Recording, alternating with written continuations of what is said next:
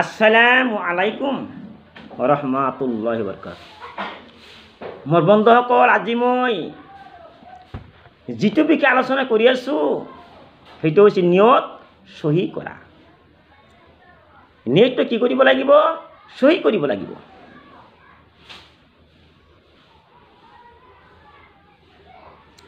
আমাৰ আল্লাহ তাবাৰক কৈছে, যে ব্যক্তি আপন চেহারা আল্লাহ তাআলার সম্মুখে ঝুঁকায়া দিয়েছে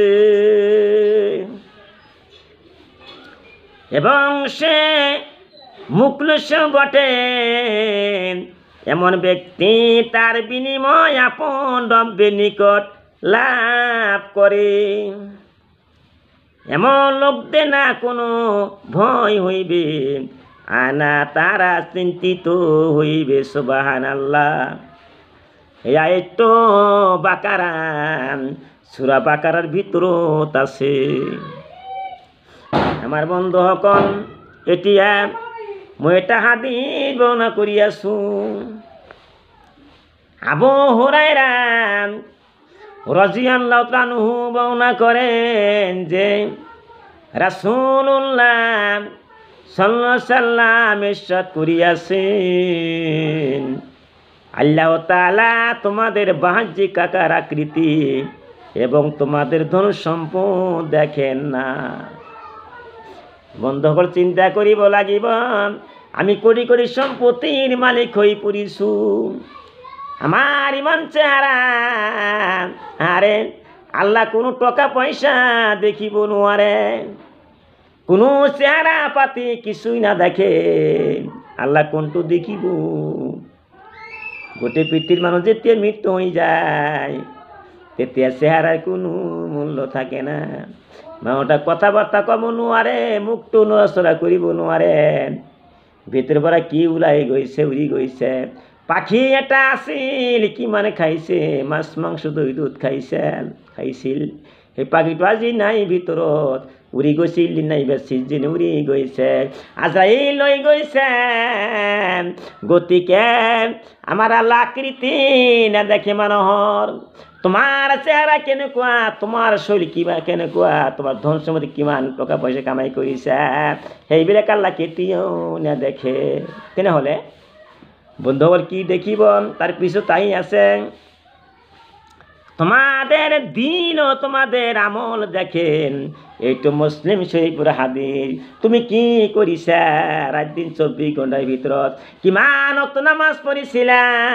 আমাৰ আল্লাহ 5 ওয়াক্ত নামাজ ফরজ কৰিছিল। গোটেই বিশ্বৰ মানুহ যদি গোটেই বিশ্বৰ মানুহে 5 ওয়াক্ত নামাজ পড়ে, আল্লাহর ওসর কান্দি কান্দি প্রার্থনা করে, এই যে আজি বরষুণ নাই, কিমান গরম পড়িছে, কিমান কষ্ট করিছে, এজন দুজন মানুহে যদি আল্লাহর ওসর প্রার্থনা করে, সেইটো কেতিয়াও কবুল নহব। কারণ জনসংখ্যা বেশিরভাগ মানুহে পাপী, তাত আল্লাহর গজব হব পাৰে। মই আমি নাম যে কৈছোঁ অসমৰ পৰা হাৰেন, আপোনালোকে মত ৰাখিব, এজনে দোয়া কৰিলে সেই দোয়াটো কেতিয়াও আল্লাহ কবুল নকৰিব। গোটেই পৃথিৱীৰ মানুহ যদি নামাজ পঢ়ি পঢ়ি কান্দে, দেশৰ ভিতৰত বৰষুণ আহি যাব, বৃষ্টি পৰিব। আৰে যেতিয়া গৰম হৈ পৰে, বেছি গৰম হৈ যায়, তেতিয়া মানুহ না কিমান কষ্ট হৈ আছে। বন্ধুসকল, আপুনি কষ্টভোগ কৰি আছে মাথন, ময়ো কষ্টভোগ কৰি আছোঁ। ইমান গরম, এই যে বিশ্বৰ জমিনত যিমান জীৱ জন্তু আছে তেওঁলোকে কষ্ট কৰি আছে। বন্ধুসকল, এজনে দোয়া কৰিলে কবুল কেতিয়াও নহব। গোটেই পৃথিৱীৰ মানুহ নামাজ পঢ়ি পঢ়ি কান্দিব, নিশ্চয় বৰষুণ দেশৰ ভিতৰত আহি যাব।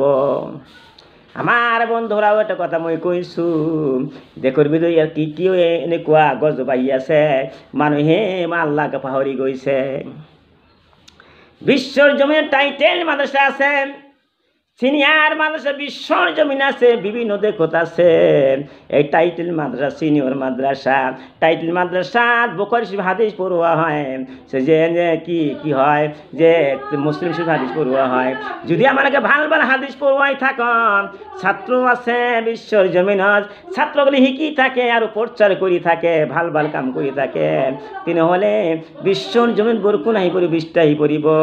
আর বিশ্বর জমিন হাদিস টাইটেল মাদ্রাসা সিনিয়র মাদ্রাসা আছে, কিন্তু মানুহে স্টাডি নকরে, পড়াশোনা নকরে, যে নবীর হাতে একটু বিশ্বাস নকরে, ভালদের পড়াশোনা করিব লাগিব।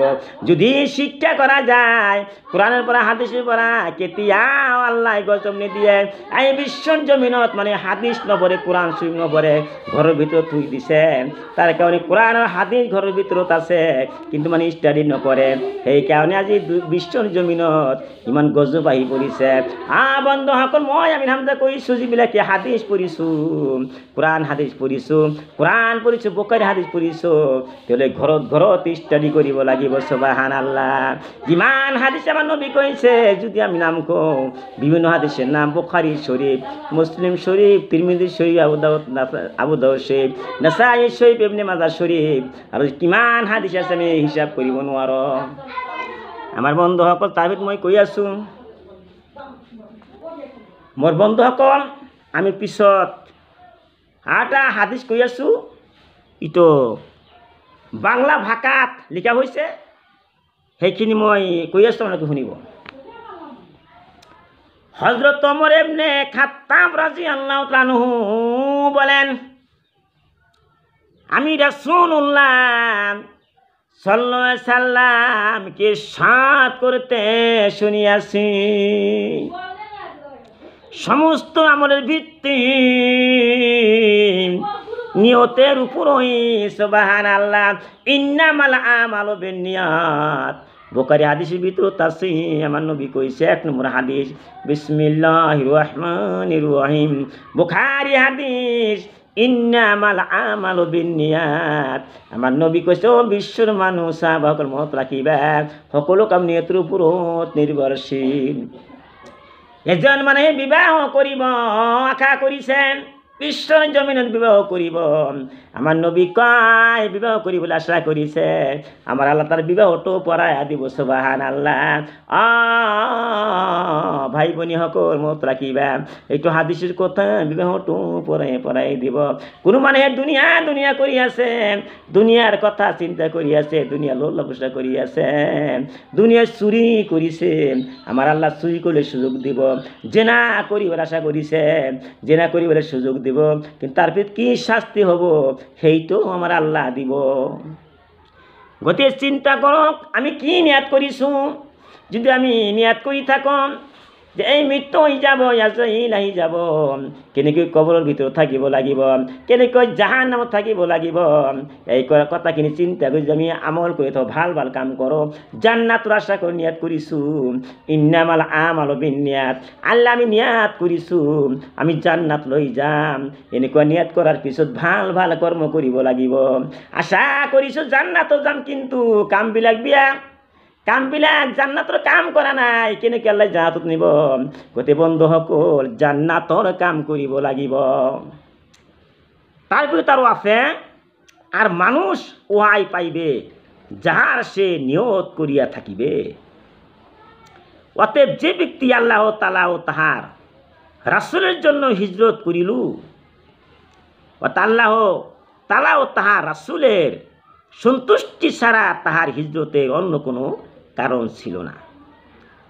ইয়াতে এটা কথা লুকাই আছে, আমি দান করিছোঁ, আমি হজ করিছোঁ, যিমান যি নকৰক কিয়, এটা কথা মনত ৰাখিব লাগিব যে আল্লাহ সন্তুষ্ট কৰাৰ কাৰণে, আল্লাহ খুশি কৰাৰ কাৰণে আমি হজ কৰিছোঁ, তেনেহ'লে হজটো কবুল হৈ যাব।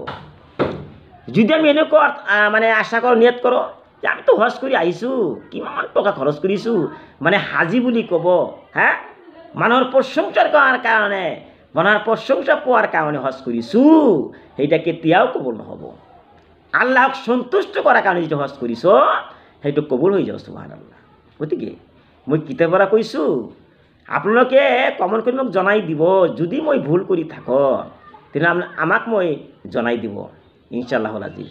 কারণ আমি আল্লাহর নিয়াত আল্লাহর সন্তুষ্ট করার কারণে করাই মানব সন্তুষ্ট করার কারণে কৰিছোঁ গতিকে এইটো আল্লাহ পছন্দ নকৰে যিখিনি কাম কৰিব আমি আজান দিছোঁ মছজিদত আল্লাহু আকবার আজান দিছোঁ মানুহে ক'ব কিমান সুৰ কিমান আজান দি আছে মানুহে প্ৰশংসা কৰিব এনেকুৱা ভিতৰত আহিছে গতিকে কেতিয়াও ক'ব নহ'ব আমি আজান দিছোঁ আল্লাহক সন্তুষ্ট করার কারণে আমি দান খরাত কৰিছোঁ আল্লাহক সন্তুষ্ট করার কারণে এইটো কবুল হৈ যাব মানুহৰ প্ৰশংসাৰ কাৰণে কবুল কেতিয়াও নহ'ব সেইটো মনত ৰাখিব লাগিব